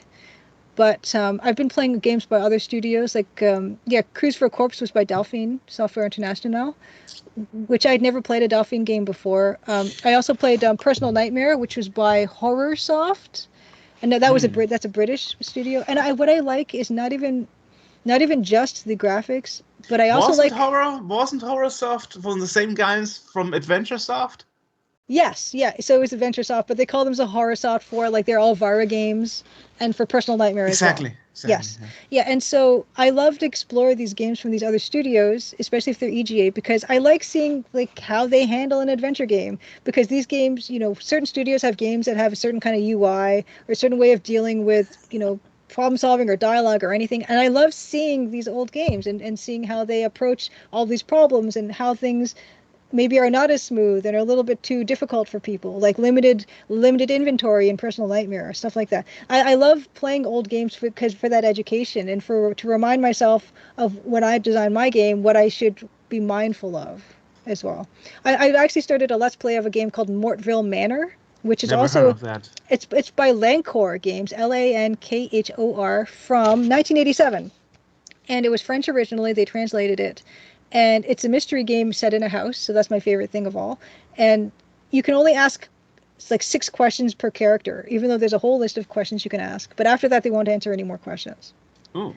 So that's an example of a design decision that I'm not a particular fan of. But what I like to experience it and see. Okay, well, games at a certain point in time, they had these ideas about what would be fun or challenging or a fun challenge to play. And so I love learning all that stuff. So I was not necessarily going to play Loom on stream. I would love to just be able to buy just the digital version of the EGA version without all the added extra. So if I decide to get it, should I send you the files? I would buy just the EGA. I don't even know. I think probably the USB just has everything on it. Most likely. It's the same with the anthology for the Monkey Island. Yeah, I'd imagine so. Oh, boy. Now you make me tempted because I was totally planning not to get it. Because I was like, you already have this hundreds of dollars worth of special edition that you bought 13 years ago. You don't need the talkie version on DVD. Mm-hmm, exactly. So I could just I might just buy the VGA version of Loom and just find available somewhere floating in the internet ether the EGA version, because that's a good question. Is it actually available? Can you get it on Abandonware or somewhere? Oh, I'm sure you can find the Loom EGA. That wouldn't be, I think, particularly difficult to find. So yeah, I might just go ahead. If there's no other avenue to buy just the digital version of the EGA Loom, I would just buy the VGA Loom. Okay, I just found it. See, it's not that. Yeah, because it's it's a popular game. For less popular games, it's a lot more challenging. Like the EGA version of Rise of the Dragon by Dynamics. That's a hard one to find, as well as the EGA version of Cruise for a Corpse was also tricky. Like those are not commercially available. I just so happen to have some wonderful viewers of my stream that were able to furnish me with these things. Also, it's surprisingly the EGA version of Indiana Jones and the Last Crusade was very hard to find. There are versions online, but they don't work properly. At a certain point, they stop working properly. But I'm fortunate enough that people have been able to supply me with the working versions of those, because I do like sharing the experience of playing the EGA version on stream so other people can see them, because it's not something that you can easily access. But I do want to remind people. You could with DOSBox actually. Well, no, I mean, yeah, with DOSBox, I have DOSBox, but the most easily available EGA Last Crusade is if you look at the Grail book at a certain point, it doesn't work. Is it like a copy protection that's active or something? No, it's not there is a copy protection that you do have a PDF manual to use, and that's totally fine. But it's just a matter of like this stops working. Like you need to be able to open the Grail diary when you're in the church. So it's a bug in the game at some point. Yes, it's a bug in the game. So there's a version that's floating out there that you try to open the Grail diary in the church and it doesn't work, and you need it to work to play. That means people who bought the game couldn't finish the game even. No. The legitimate versions like people have bought. Like I have been given a version of the Indiana Jones Last Crusade that works fine. So somewhere along the line there is a broken version that is floating in the internet, but people who had it at the time, theirs works. So it's like the crackers got like an early broken version, or broke it along the process. Yeah. Interesting. Yeah. So that was a particularly tricky one to get the EGA. But I've said this before. I keep repeating myself, but I do want to repeat myself. I did buy the Last Crusade on GOG. The VGA. Don't worry, I heard it before. Yeah. Because I don't necessarily support piracy if you can buy the thing. I do the same. Same. But if you buy the thing and it doesn't include the version that you actually want, then I will get it elsewhere. I mean, I bought the collector edition of Defender of the Crown, and the PC version file is broken. Oh no! See, there you go. Yeah, exactly. You have to go to Abandon Bear, and download it. Whatever. I paid for it. It's broken. Yeah. Yeah. Well, exactly. That's how the same way I feel about the EGA version of some of this stuff. If it's just not being legitimately provided, and I'll buy the other version. But that's actually my gripe about the anthology of Monkey Island. Mm-hmm. That's something that I wrote to Limited Run Games. Mm-hmm. But what I think was really awful.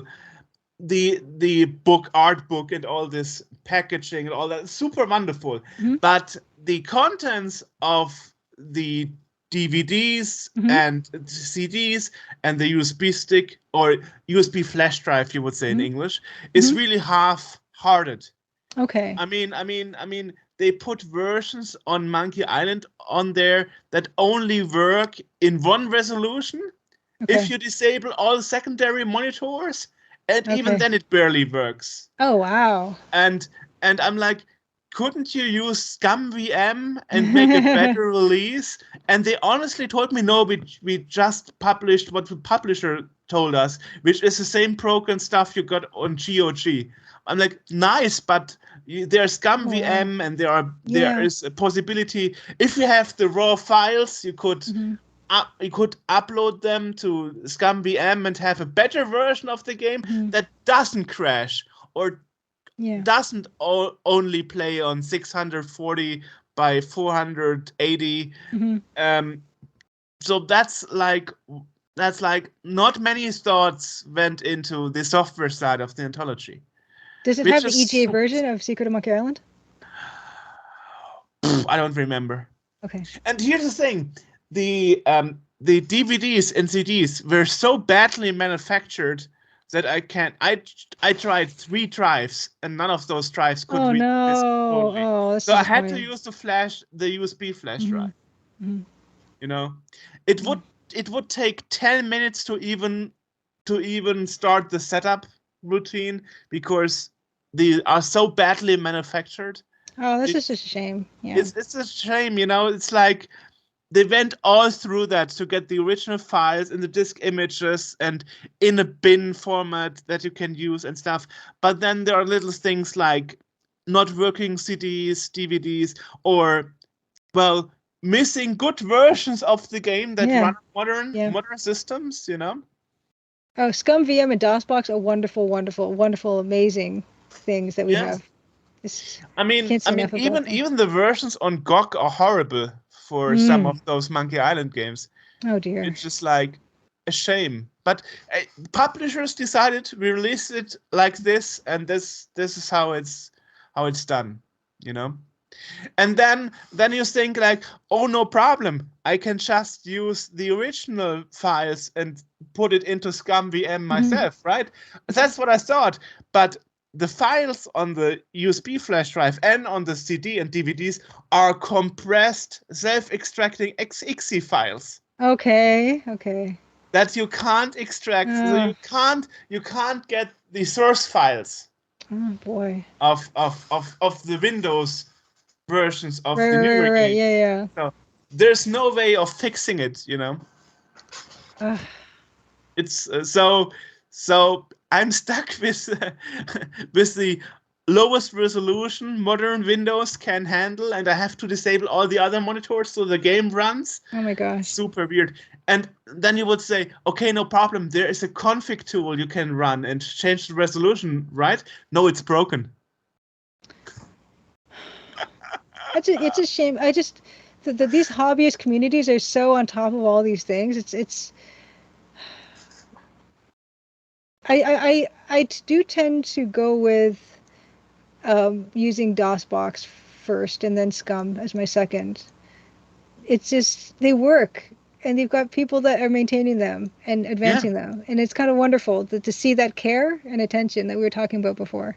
Yeah, I mean, why didn't they put ISO files of the disk images on the USB flash drive, you know?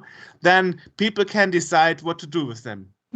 Use DOSBox, use Scum VM, whatever. No, they had to go the extra length and make a compressed, self-extracting .exe file that runs an installer, and then of course what you get is not the raw files that would work with Scum VM, because it's something they made up.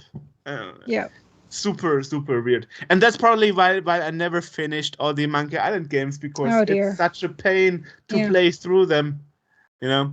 And of course it's not widescreen, it's 4:3, right, so it's course, all they all have squashy faces and super weird. Anyway, oh my goodness. Just my experience with the anthology. Well, they offered me to ship it back and get my money returned without the restocking fee, but I was like, no, I want the games, even if they're not in the shape and form I would like to have them. Just my gripe about that. And now that you have them, though, you can also just get the ones that you want from the internet. Yeah, but do I really want to go through the piracy route? I don't know. I will just I mean, it's an adventure game. I will play it once and never again. So just stick with it and only concentrate on the game and disable everything else, and then it works in a horrible resolution, but it works. I think it's totally fine for the piracy angle, because you bought everything, so you could just get the version you want out of Abandonware. Right, that's how you see it. I think it's totally legitimate, because you gave them their money, and it wasn't cheap. It wasn't cheap. So there you go. I think it's. I mean, I'm not going to be the moral arbiter, but I'm going to just say, I think it's fine. Right. I mean, that's for what that's worth. I don't know what that's worth. I was brought up in software piracy, so maybe I'm not the best person to ask. But as long as you give the money in a legitimate way, then however you choose to enjoy that game is up to you. Tell to the person who doesn't have a sofa but an arcade machine behind him. Yeah. Well, then we know where the priorities are, right? Yeah. I once had a coworker showing my living room, and she was like, "You can't bring women in here."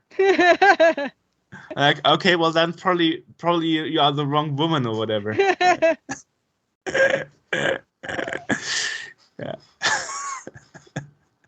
Alrighty. Yeah, we are getting derailed a bit. Well, you can tell people you know the interviewer quite a bit. It's fine. I don't mind sharing about myself. Yeah. Anyway, so the goal is to finish the game. I guess. You said you are working on improving parts of the intro. Is there anything else that you are still working on, or is the game basically finished and we can have it in the second quarter?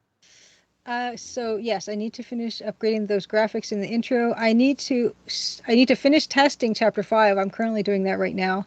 Then there's chapter 6, so I have to kind of work on that chapter. That hasn't even started. I mean, I know the broad strokes of what's happening in that chapter, but I need to like write out the design document for that chapter and then make it. So that's going to be the biggest part of the game that still is left to be done.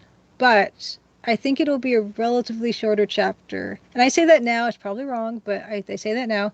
So there's still to do is intro graphics, finish testing chapter 5, send the whole game, first 5 chapters to my testers. I need to do chapter 6, and then chapter 7, which is, like I said, that quiz portion and like the epilogue part. And then overall testing. So I say second quarter of 2023, but I've been promising a lot of things, and it hasn't happened yet. So we can all wait and see and be surprised together. Awesome. Because it's funny, I did a YouTube. I was part of a YouTube thing with this YouTuber called Vichek83. Every year in December, he kind of gets a bunch of indie game developers together in one video. Like he edits it all, and he asks them, "What are your plans in the following year?" And he asked me last year, and I'm in his last year, like December 2022 version of that, where I say I plan on releasing my game next year. I was also in the December 2021 video saying the exact same thing. So I don't know anything. I could keep pushing. I've pushed back the release date maybe 3 or 4 times. It could happen again, but oh please, this year at least. At least this year, I really think this year, especially because I've said, as I said, I'm saying I'm not taking any more contracts on until this is finished. I just need to focus on this completely. But focusing on that, of course, it's not even just the gameplay, like we were saying. It's also promoting the game and trying to get the word out as much as possible. And so that also, of course, takes time. So I mean, you're going by word of mouth a lot, right? Yes. Yeah. But I saw you have a verified Twitter account, so you must be seen important. That was funny. I wasn't even planning on applying because this was back in the days when you could apply for that, right? And they would just check your credentials. And before Twitter Blue. Yes, before Twitter Blue, before all that stuff. So actually, I'm kind of worried sometimes that people see the check mark and think that I'm paying for Twitter. I am not paying for Twitter. No, it's actually saying. Okay. It's actually saying if you hover over with the mouse, it says like this is like the classic way of. Yes. And the person might not be important and whatever. They were we maybe thought they were important at some point, but we don't care anymore. I did notice on mine. That if you do mouse over, it says what you just said. But if someone was to just glance at it, they might just get this impression that I'm paying for Twitter. And I'm not, and I won't pay for Twitter. If they ask me for money... but you won't ask them to remove it, right? No, I'm not asking them to remove it, but if it disappears one day, then, I might be able to be a little sad, but then it'd be fine. Because I kind of applied just to see, like everyone else that applied. Can I get the verified thing? So happened that I did for whatever reason, because I know other people that applied that are, just as so-called legitimate or even more so that didn't. And I just think it's almost like depending on who's evaluating and if they had a good day that day or not, like it seems pretty like scattershot the way they actually grant those. So, but not anymore. Clearly, not anymore. It's very straightforward. If you were to. It's not available in Germany, so I can't get Twitter Blue. Oh no! So even if you wanted to give Elon your money, you can't. Oh, I'm so sorry. No problem. I mean, hey, I'm a hobby project, and we have a Wikipedia entry. Yes, how many people incredible. can say that about themselves? Yeah, that's very cool. I don't have a Wikipedia entry. I don't think. Well, nowadays the problem is I made some interviews where I was asked to make an English version of the Twitter, even of important industry people from the game industry. Wikipedia, and Wikipedia is like, nah, delete. Oh, weird. So you are more likely to be deleted nowadays. Oh, yeah, I don't really know how Wikipedia really works. Very, very strict. Very strict. But I am, in terms of internet stuff, the most proud thing I am is if you just Google the Crimson Diamond, I am the first result. I know that. That's what I That did. is very, it makes me very happy. I mean, what else could be on the first place? Well, it's a very generic name, so I can imagine it could be other things that are called that. But it just so happens that it's a generic name that wasn't being used very much, and so I'm getting the most use out of it, which is awesome. True. Well, I mean, here we are doing this interview. Exactly, and also my name is not that common, so if you just Google my name, it's going to be I'm going to be the first result, which is kind of nice. I did both. Too. Yeah, see, there you go. Yeah, those are both advantages, which are nice. Which is interesting. Where can people find your stuff? You can find everything on thecrimsondiamond.com. That has links for everything, including the streams that I do on Tuesdays at 8 p.m. Eastern. There is a link, of course, to the Steam page to get the demo. You can also get the demo on itch.io. There's links for my Twitter. There's links for Twitch. Mastodon I'm also on. There is also links for, I've got some merch stores. I've got something on Fourth Wall and some Society 6 merch page. You can watch the trailer on there. And lastly, I do have a monthly Gazette that comes out sort of mid every month. It's called the Crimson Gazette. And on that is kind of like a compendium of everything that's happened in the month. So that includes links to live streams, dev update. I do like a craft corner. As an artist, I've been doing some sketching, like a little sketching segment there. And of course, stuff like this. So of course, Jorg's podcast episode. Well, I'll link all that stuff in next month's Gazette as well. So it's kind of like a one-stop shop for everyone who's interested in getting just monthly updates to their email box, all the stuff that has gone on during the intervening 30 days or so. And I highly recommend it if you're interested in just keeping up to date with what's going on with the game. Awesome. Yeah. Awesome. So talk to you soon. Okay. Have a good afternoon. You too. Bye.